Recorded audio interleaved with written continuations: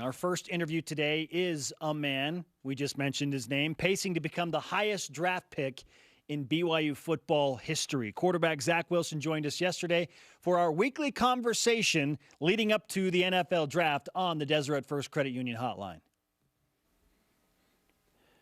Zach, I know understandably you have football on the mind primarily, but it is March Madness, and I know you played high school basketball and had some opportunities if you were to pursue those in college to play basketball. So how much March Madness can you fit into your already busy schedule? Man, that's tough. To be honest, I have not watched a game. I mean, I caught a glimpse of the BYU game.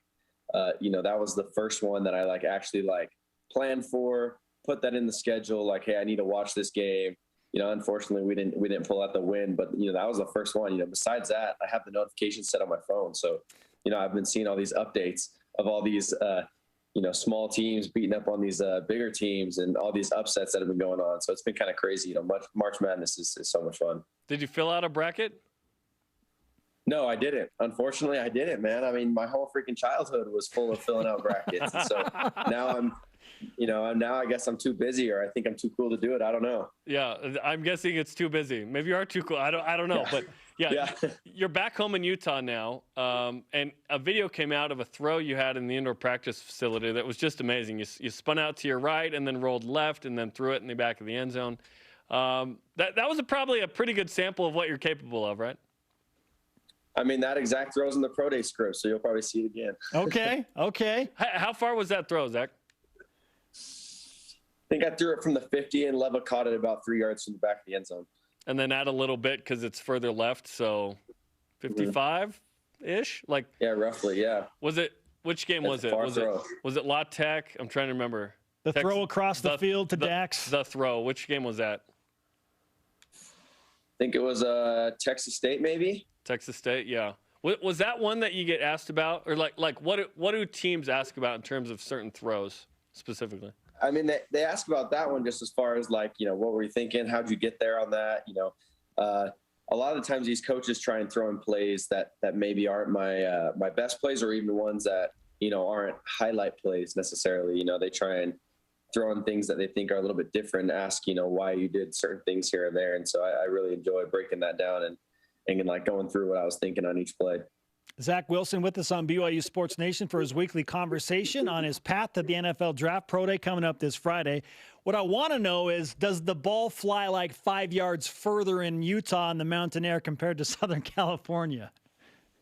It does. It does. It jumps for sure. I mean, the receivers are hey, these balls carry further than you expect. So we'll have balls jumping all over the place Friday.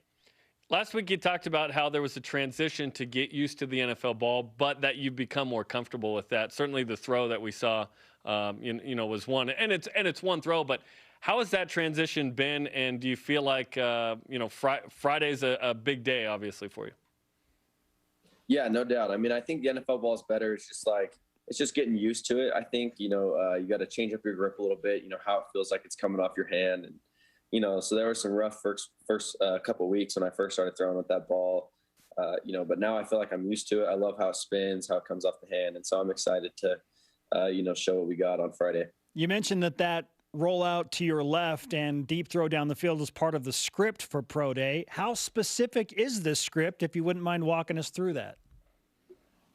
Yeah, we add into, we go into, all the base throws. We start, short to deep. We work some under center, some play action pass, different things. But, stuff I'm trying to make pretty common in my pro days is movement stuff. In the NFL, you're not always throwing with a clean pocket. So, I'm doing a lot of stuff where I'm booting out to my left, to my right, throwing on the run across my body, sprint out to the left, throwing back to the right, all sorts of different stuff to just show that I'm capable to make all the throws. And so, that's part of the script is moving right and left and stepping up and showing that you can make throws off of all different platforms. And you'll be throwing exclusively, right? No 40, no 3-cone, no all that stuff? Yeah, nothing like that. I've been freaking pushing it. I really wanted to run my 40, and I trained for it since January. And even this past week, I was like, man, maybe I should just run it. I know I can still run a pretty good time. And, unfortunately, I tweaked my hammy a little bit too much. I think what I might do is film down the road. If I feel like I have trained for it and feel good, then I might as well just film it. I just want to have something under my name. That I've done some events. Do you feel like you have to submit a 40 to teams, or is that something you could not do? Yeah, I definitely don't think I need to. I feel like my athleticism shows on the film. I think it's more of just like a pride thing, that I want to have some time. I just want to be able to say I ran a 40 in my career, that I did something for the combine pro day stuff. And, really that's all it is, because, a lot of teams have even just said, I don't need to do any of the running stuff. If there was a combine, I would have. But the fact that everything's just on the same day now, that's what makes it challenging. Zach Wilson on BYU Sports Nation. Zach, you've mentioned to me in previous conversations that there is something about the pressure to perform and how it elevates your game and locks you in. What kind of pressure to perform do you feel as it relates to Pro Day on Friday? Yeah, you want to be perfect. I mean, that's what you're training for, is to try and be perfect. But there has to be like a sense of, it's okay to make a mistake. You're not going to hit every single throw. When you're throwing 60 balls and you got some tough ones in there, not every single throw is going to be perfect. So you just have to be able to, go on to the next one and move on and not let one ball hold you up. And, there's going to be a lot of coaches there watching and stuff, but you just got to do what I know I can do. And, all the guys around me as well. So I think we'll be all right. It's going to be a fun day, and we're going to have the whole thing live on BYUtv. And, of course, NFL Network's going to have cameras in there and dip in a bunch, and ESPN as well. So has the weight of this set on you of how important it is, or is it still kind of loose and fun? And if it is, like, how are you keeping it loose and fun? Yeah, I just think we have to remember, why we play this game, what got us to this point, the preseason, everything. You got the nerves going into a game, but you just kind of have that looseness, I got to be able just to play how I play kind of mentality. And so, it's going to be the same when I go out there. We've been preparing for 3 months and rehearsing everything. And so really, it's just going out there and playing loose, but just understanding how important it is and just making sure we're ready for that day. How many receivers are you planning on throwing to, and what receivers are they? Yeah, so we got 3 receivers, 1 tight end. So Bushman's obviously the tight end, and then we got Micah Simon, Aleva Hifo, and Dax Milne. Those 3 are going to be the guys working across. Micah and Dax are primarily going to work the outsides. Aleva's most likely going to work the slot. He'll rotate with Matt, whether it's right and left side.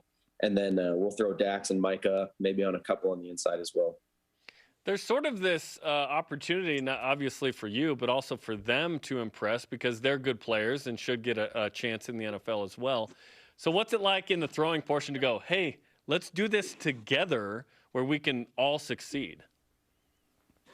Yeah, no, it's definitely cool to be doing it all together, because, we have all these scouts and GMs out there, and I know it's a big benefit for those guys to be out in front of all these coaches as well, hopefully for them to prove something. I know with the COVID year last year, and a lot of those guys got screwed a little bit, so they're just trying to get their year back. So I hope I can help them out and make them look good, and they can make me look good. So with these few days remaining before Pro Day on Friday, what does your typical training day in Utah consist of compared to what you were doing in California?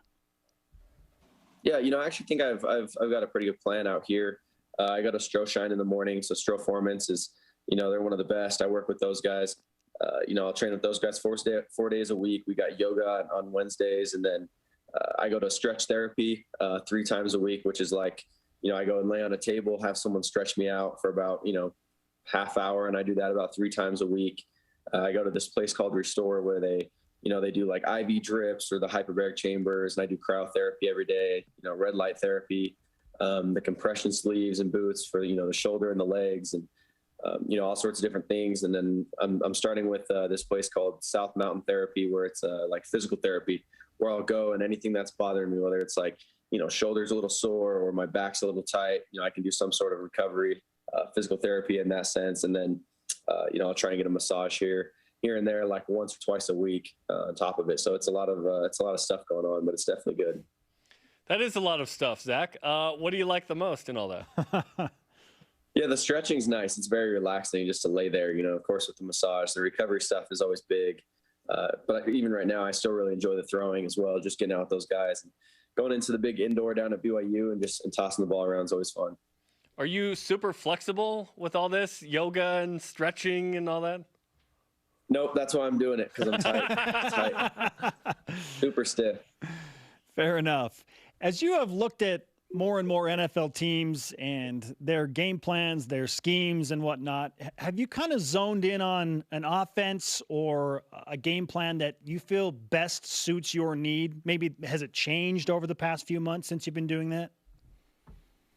Yeah, well, I mean, I think the West Coast style offense, fits because it's what we did at BYU. A lot of play action, wide zone scheme based teams, but there's a good amount of teams that do that, and the teams that are possible landing spots for me. So, I'm excited, but even looking at maybe some of the digit systems or other systems that we've learned that we could pick up. I feel like every offense is kind of a little bit of everything nowadays, and I think the NFL just is good no matter what offense you're going to be in. So I'm excited no matter what. I feel like I'll be able to find my place and no matter what team I get drafted to.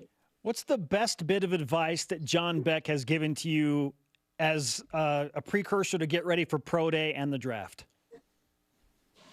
Yeah, really not to overthink it, just to go out there and do my thing. And, it's just another day throwing, treat it like it's another throwing session. And so John's done a good job of, just preparing us, making us feel like we're ready so that when we get out there, it's almost easier on the day that, we really got to go live. Explain the difference between the West Coast offense and the digit system. Yeah, so the West Coast, the terminology and all those kind of things is different. West Coast is a primary wide zone based team. It's very similar to BYU. There you're going to have your under center play action passes. The concepts have the same terminology, whether it's West right, slot, Z right, whatever, Z burner, X burner, everything's tagged that way. But when you look at the digit system, you're literally saying digits as to what the routes are. Maybe it's 623 or 4352 or whatever it is.